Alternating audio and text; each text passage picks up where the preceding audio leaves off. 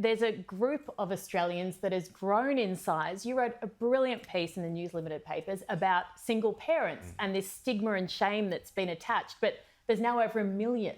That's right. So I've just joined this club recently. In fact, I think it was a week after the census, so I don't think I've been counted in this, so 1,000,001 and 2 if you count my ex-partner.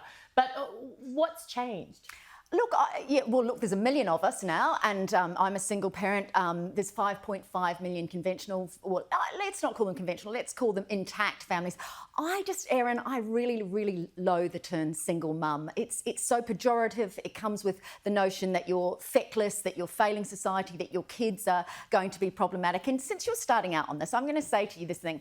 I think that what happens with single parents is that we are so aware of being on the outside, whether that's we're not invited to a dinner because we're in a 1 rather than a 2.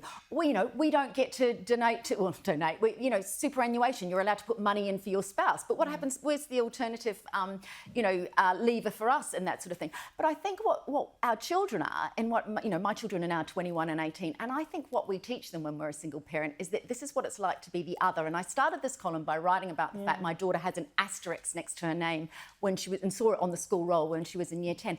These kids, the children of single parents, are actually really attuned to what is going on for other people in society, and that they actually add a lot. They are empathetic. They do think about other people's situations. Absolutely. So we add a lot more to society than that whole feckless kind of irresponsible, the notion of that. Absolutely. And the term broken home was used a couple of months ago, and it made me feel sick to the stomach, describing, in fact, the shooter of the school shooting over in the States, which is absolutely horrific in its own right. But that term, I thought, no, my home was broken before I took my daughter out of it. Now both the homes she's in are amazing. I just hate that term. Do you think there's still a stigma?